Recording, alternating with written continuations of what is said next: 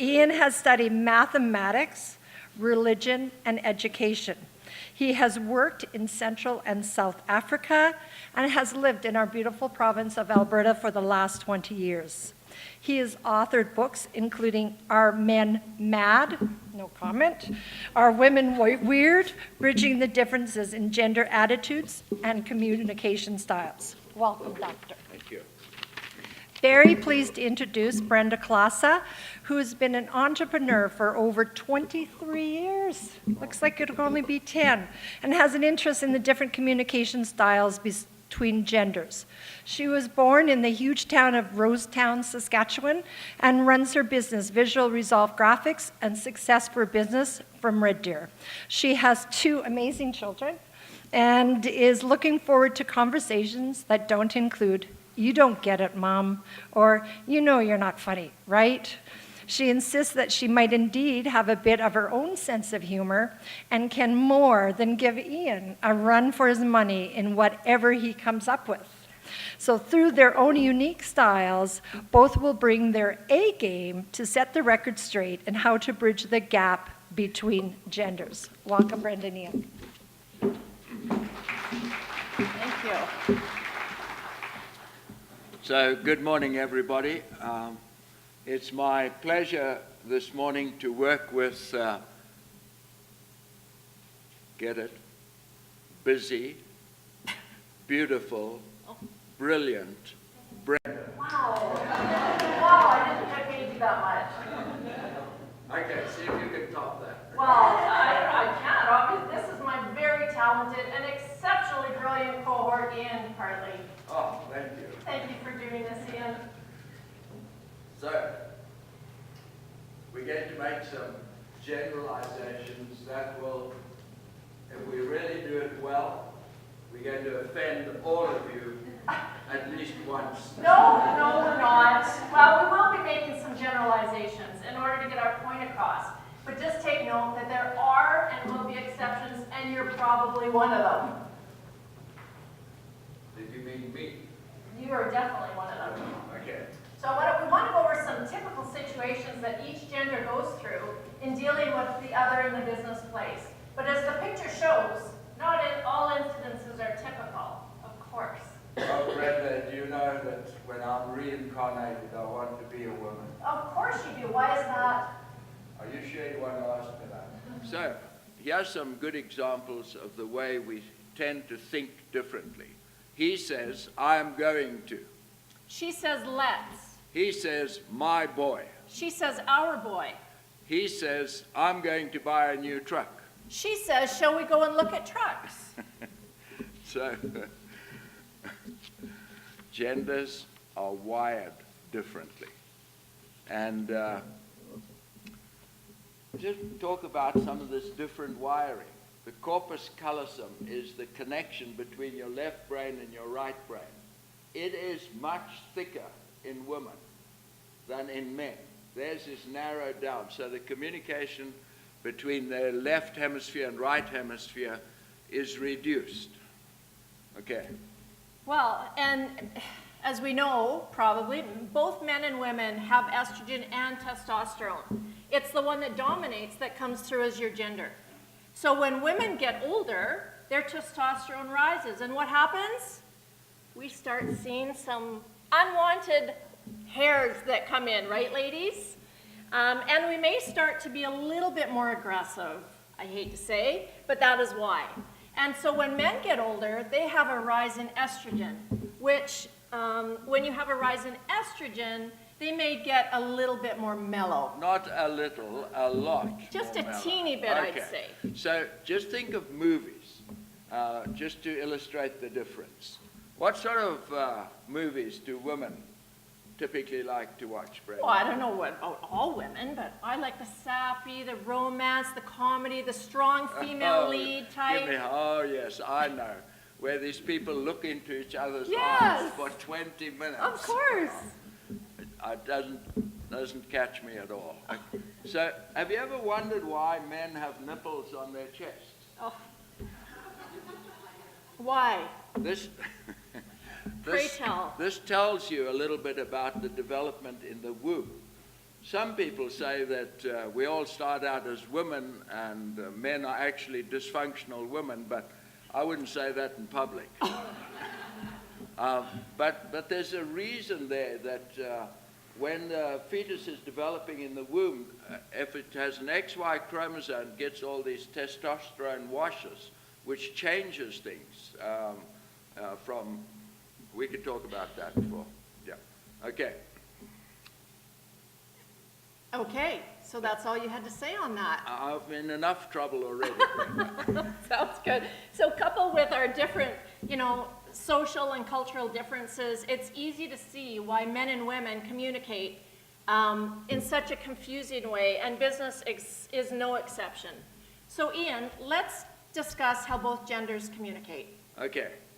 So if you've ever noticed a group of men get together, they typically tell jokes, and it's a way of establishing the hierarchy in their group. And when a guy tells a joke, all the other men in that group are trying to top that joke because that'll put them at the top of the hierarchy. Mm-hmm. So how do you women feel when men are talking like that? Well, I guess it depends. To me, I find it a little bit juvenile sometimes. I guess if you know everybody in the room, if you know people around you, you're comfortable, that's different. But if you don't, especially in a business setting, I mean, it can be a little bit risky. You guys are always telling jokes. But the reason we tell jokes is because in jokes, we negotiate those areas in our life that we don't actually want to talk about, like death, sex, women, all those prejudice, those topics that we actually want to talk about, but we don't want to talk about. Right. So we joke about them. Well, that's just wrong. Anyway, moving on. Well, thank you for telling me. But I never really hear a lot of men open up and say what is really on their mind, and you just said the reason why. So take a group of men going to a restaurant. They joke around and goes backwards and forwards. They never discuss, well, very seldom, who's going to pay for the meal. Generally, the best I've ever seen is, let's split this. Two of the men will say, let's split this. But usually what happens is one of the guys will just pick up the tab. And by doing that, he establishes his place on the hierarchy again. Right, whereas women will go into a restaurant and they'll take a half an hour to figure out the tab.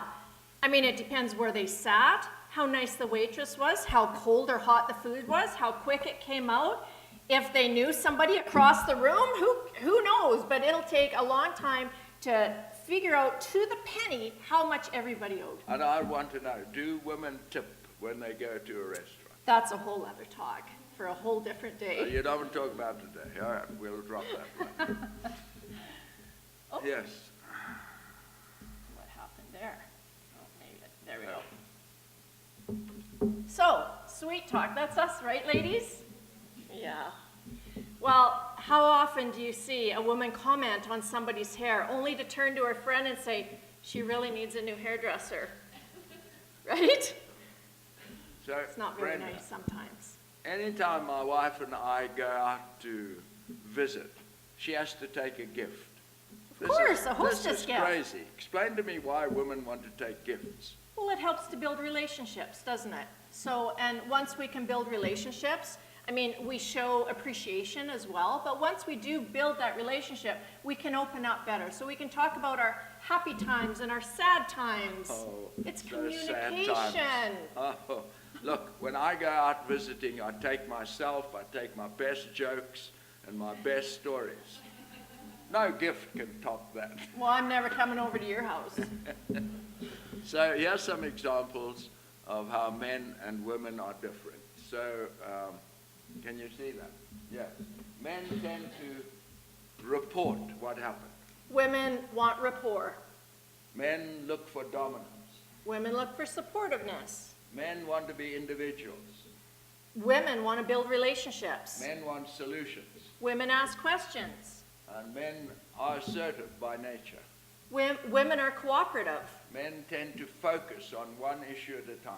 Women are more holistic. Men tend to think about solutions.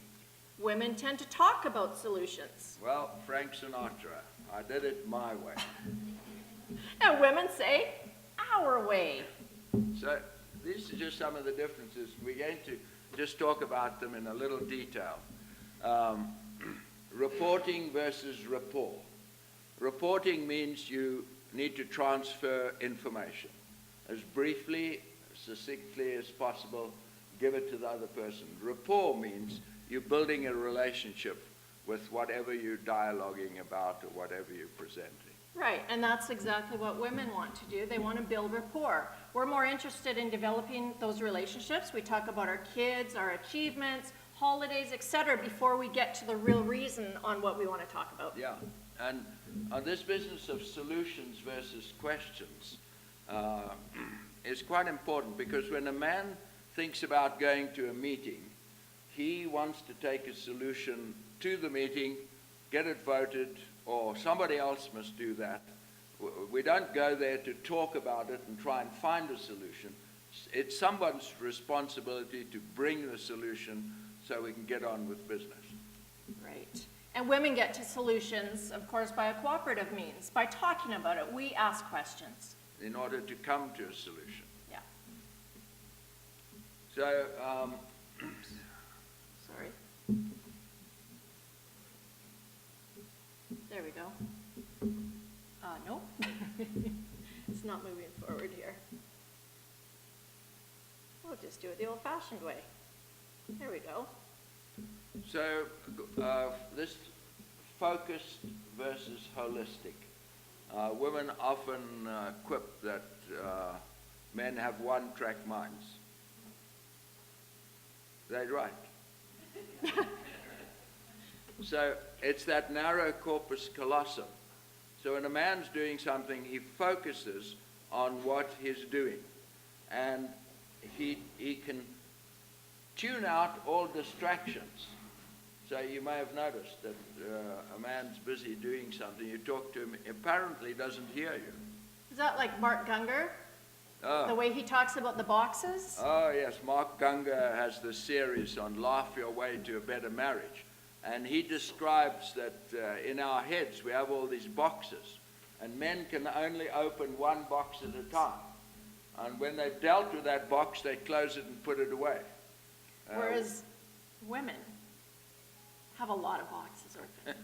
Right? Women are going from left brain to right brain, left brain, blah, blah, blah, blah, blah. They're all over the place. They've got a million boxes open. You know, they're aware of everything going on around them, and they hear things that men don't often hear, such as a baby crying in the night, a phone, a doorbell, could be selective hearing. So, okay. I think we can build on this. If I was flying in an aircraft, I would want one male pilot, one female pilot. Male pilot will focus on where we're going to and get us there.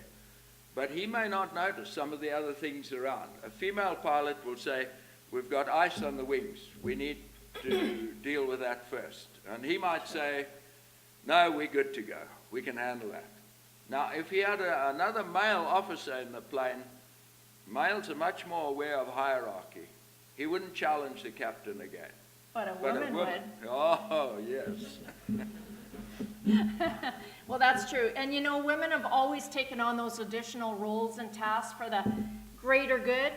So, you know, we've raised the kids, we do the cooking, we clean the cave, we arrange vacations, social outings, and now we manage full-time jobs on top of all of that. I mean, I'm exhausted just by thinking about that. I'm exhausted listening to you talk. I know. Think of a computer with 1,200 tabs open all at once. I can't. That's working. My corpus callosum has shut down. Well, that's working with your female counterparts. I'm just saying. Yes. So,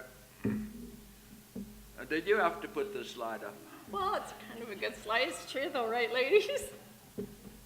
Sorry, I just We had have to do to it. repeat everything we say to them. You know, I think that's rude. I'm sorry you think that's rude, but shall we move on? So even with the 20,000 or so words that women use per day and the 10,000 that men use, it's still only 7% of how we communicate. Yes, it is quite amazing, is that you are checking out the other person's body language all the time.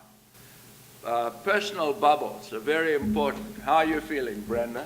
Oh. So, whereas in Africa, where I grew up, personal bubbles, and you get into a bus and somebody sits all over you like this, it's just normal. Then there's facial expressions. You're watching the other person's face. Like, I've got this nervous tic, I do this to my nose. You'll notice now, the rest of the presentation. There's eye contact, and there's how we dress to communicate. I know you want to talk about Trump. Oh, yes, it's high up on my agenda to talk about President Trump. What do you want to say?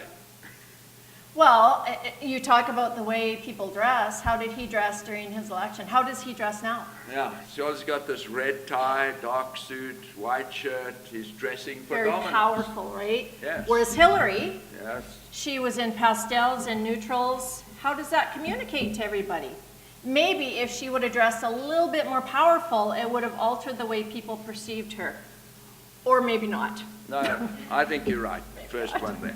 So if you're talking to somebody in the office and you're busy in the conversation, the animated conversation, and the person closes the file, what do you conclude? Well, I conclude actually this dialogue's over. Or they look out the window, or they pull out a phone and start looking at it. So that's all body language. They're communicating something, even though they might say, yes, we need to think about that. You know it's over. So, I'm talk to you about, we want to talk to you about, how was that? I caught myself. That's very good. I'm proud of you. Thank you. Men find it difficult to apologize verbally. They're not as verbal as women are. We've already made that. So a man would much rather do something. He knows it was a boo-boo, and so he might offer to, or just Get take... flowers. Yes? Yes, I would take that. yeah. What else? Might wash the car. Oh, I Have a would detail. definitely take that. Yeah, he might even, no, I don't want to go too far on this. So, What kind of apologies does he like to hear from women, though? well, not too many words, So more action. more action. Action apology. You know, like for me, if my wife, the last time she made a mistake was 23 years ago. But I distinctly remember that afterwards, she said, I'm sorry, and gave me a hug. That really worked for me. Okay, That was enough. that's good to know that. Yeah. So let's talk about competition, okay? Men are wired to think competitively. At the end of the day, that's what they're wired for. Think of how many men ask for directions. Not many, right? Whereas women, they find it way more comfortable to go into a convenience store. They'll wait for 10 minutes to ask the teller where the heck they're going. They don't care. They will wait just to save time because that's the way we're wired. So in a work setting, males often won't ask questions, right? For fear that it'll communicate that they may not be knowledgeable enough, Yeah, well, right? there's another thing here, and that is, you know, knowledge is power. So if you admit you don't know something, you're kind of losing your power edge. So men are rather sensitive to that. So you know, if you go and buy furniture at IKEA, a man will try and assemble that furniture without looking at the instructions. And if he gets stuck, he'll Google it. He still won't read the instructions because reading the instructions is an admission of defeat. How You don't ridiculous understand, is that? I see, you don't understand anything about men. That's crazy. But I guess, you know, it all relates back to being collaborative versus competitive, right? Yeah, it does. So we'll talk about that a bit more. Oh, I love this slide. Oh, Talk about collaboration at its best. that, Hey, wouldn't you like to be fired that way? how would you like to be fired? I mean, what sort of a question is that? That's like my wife asking me, do you think I'm fat? Oh, that's coming up, I know. Don't go there right now. There's no right answer. Tell me about it. So our strategies at work may seem a little misunderstood to the opposite gender, but if you look at history, it may make a little bit more sense. Historically, men are usually CEOs in the driver's seat of companies, and sometimes we don't always understand why that, and we just complain about it. And I'm not excusing it. I'm just saying is that men are wired to be competitive, and so they're competitive at everything they're doing, whether they're telling jokes or whatever field they're in, business and so on. Little boys, for instance, playing with other little boys will say, and girls will say, I'm the doctor, you can be the patient, so you can be the nurse. Now, Again, yeah, so, sadly, women aren't in those top positions in corporate business. If you look at the top businesses and who runs them, like Google, Microsoft, Facebook, it's not women. Even though that's not to say they don't have the experience or the know-how, but women who have the same capability as men generally don't get the same promotions or pay. And I think it has something to do with what you said, is that we're wired differently. We're wired to be more, collaborative, whereas men are wired for competition. And I think if we were a little bit more competitive, you'd see more women in those top positions. so the movies men watch usually indicate those differences. They like to watch sport. Well, sport is all about competitiveness. They like to watch John Wayne, Right. riding out to take on the rest of the world. Saving the world. Or Die Hard or something like that. I'm dating myself. But those are the kind of movies that men watch. True. So this business of collaboration, by the way, I have to tell you, this presentation took the longest to prepare in my whole life. And I'm 76 years old because I had to collaborate with Brenda. Now, it was a pleasure to collaborate with you. Oh, thank you but so I much. really could have saved time by just doing it by myself.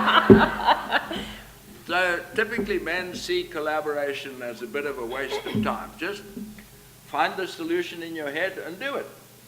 Why do you need to talk about it when you know that's the right thing to do? True.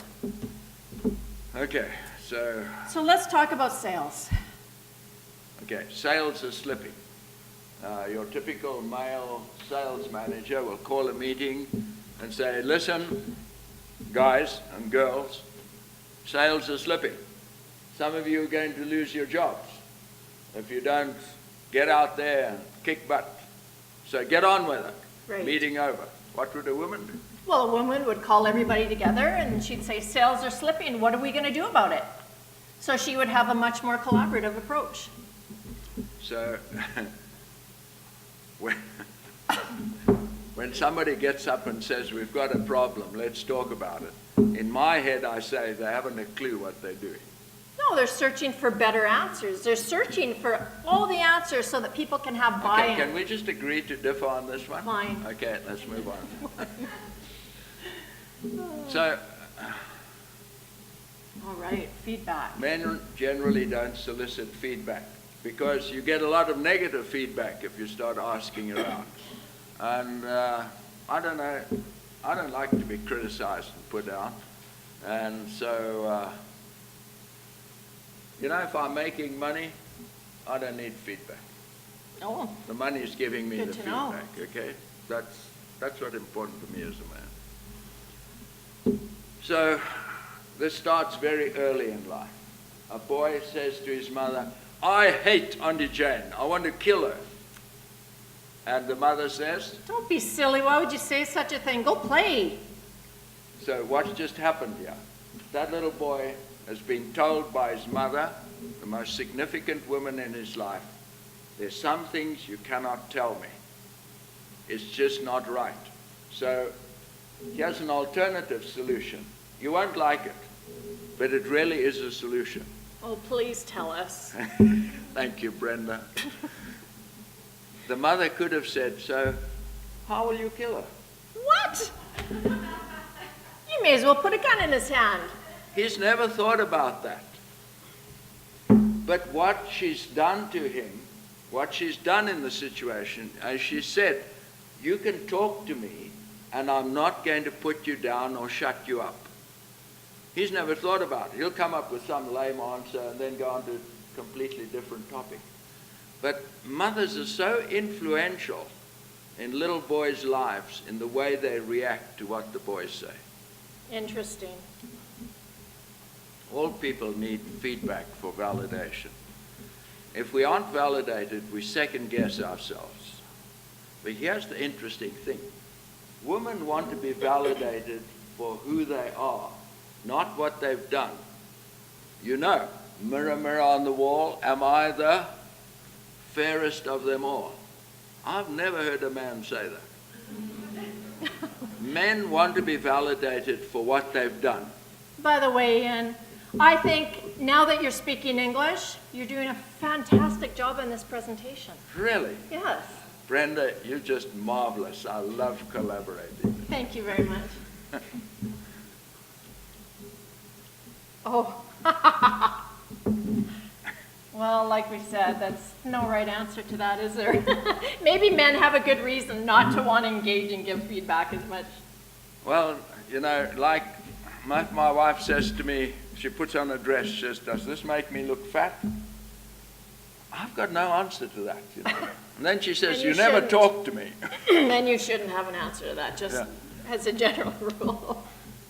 Ooh, I love this. I'm an excellent multitasker. Brenda, don't you know that multitasking is a myth, a fallacy?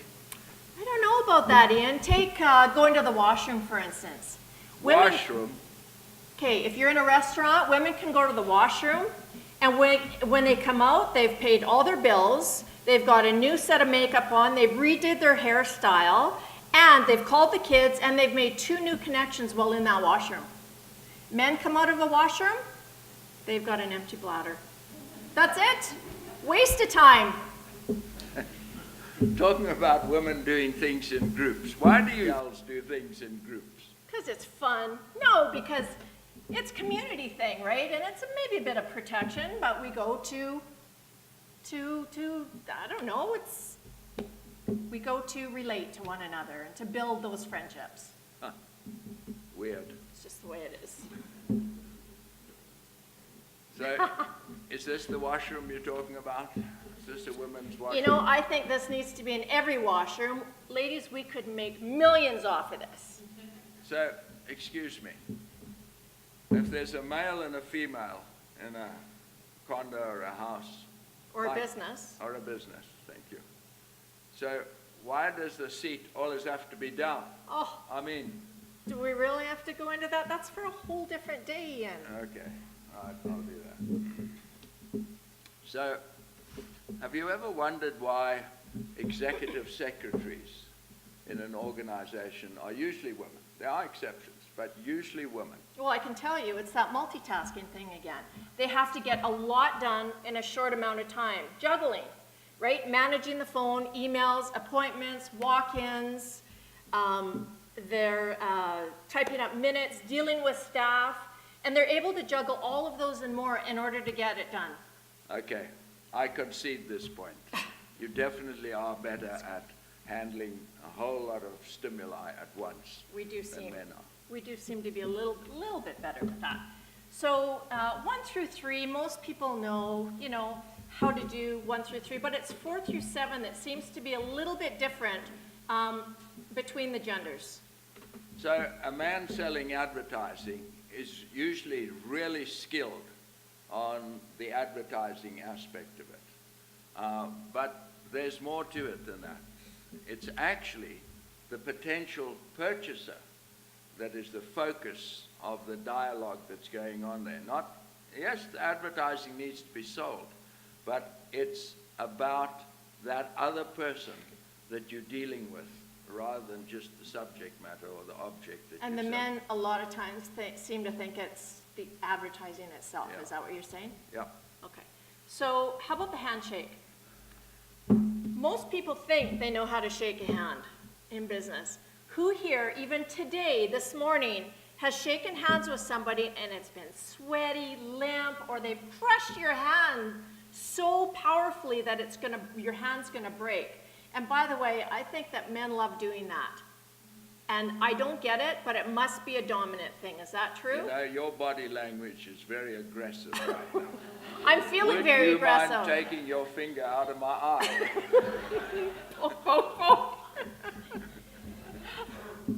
So I'll concede that men shaking hands with men, there are some men who want to establish dominance with their handshake. And there's been a bit about that with Trump in the media about his shaking hands. And I don't think that's appropriate. But on the other hand, you don't want a dead fish handshake either. So, but this thing about, we're talking now about body contact. I remember being at a border crossing in Africa. It was 40 degrees in the shade. There's a long line of us waiting to get our passport stamped. And a woman comes in with 2 passports. And she walks right past the line, goes down to the immigration official, shoves the passports under the grating, says something, I couldn't hear what she was saying, but she reached out and she touched the official on the forearm. And I knew she had her way right then.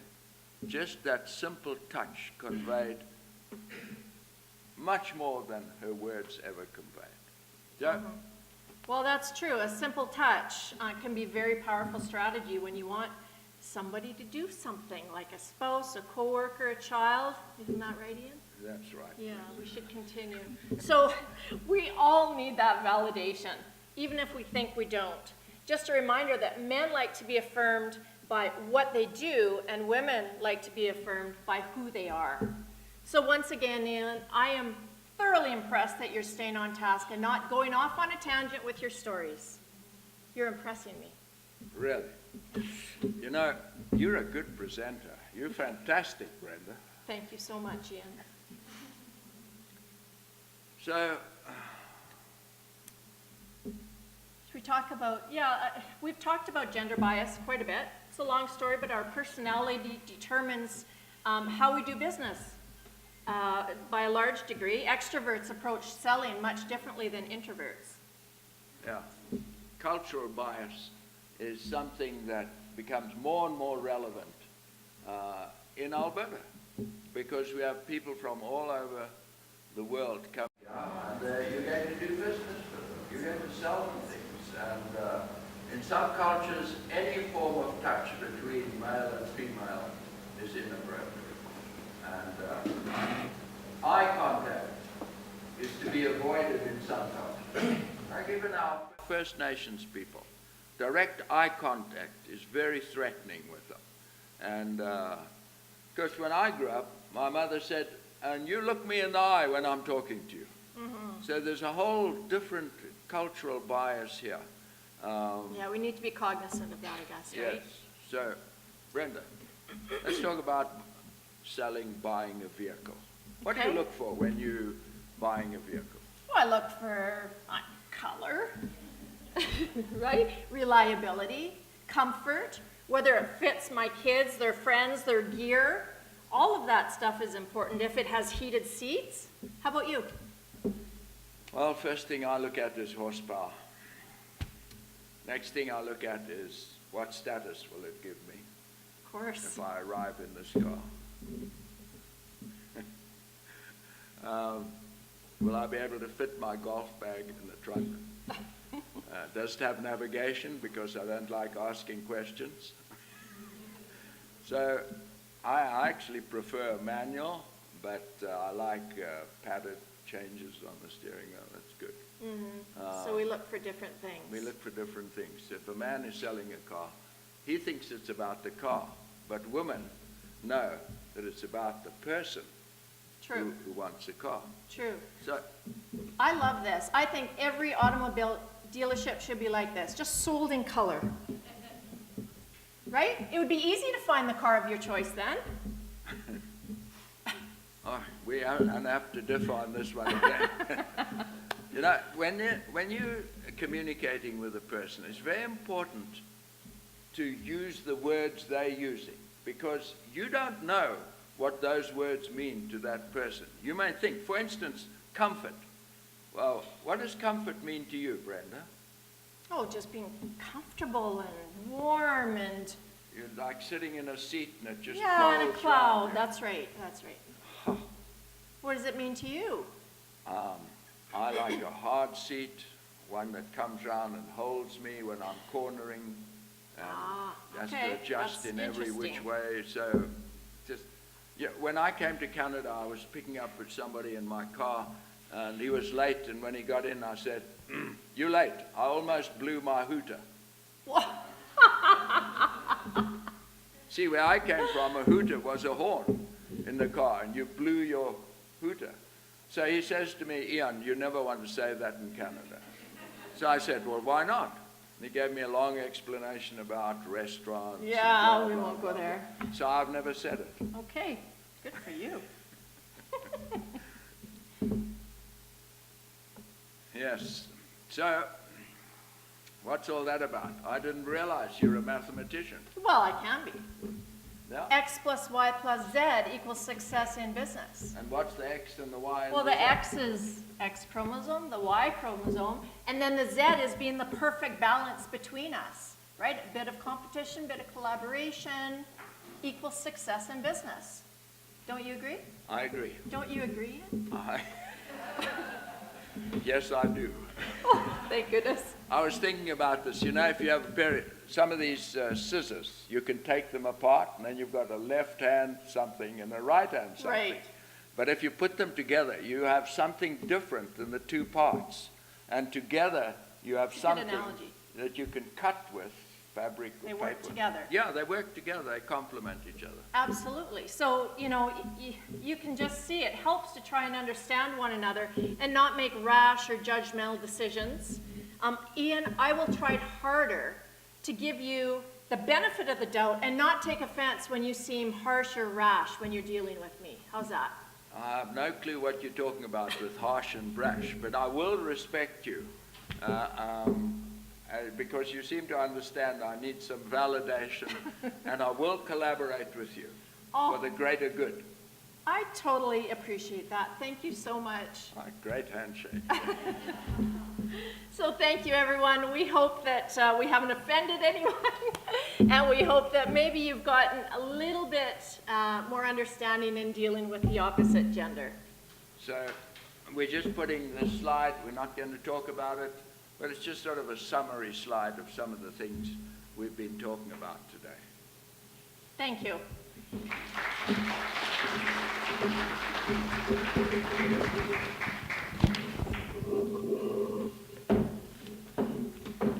Awesome presentation, guys.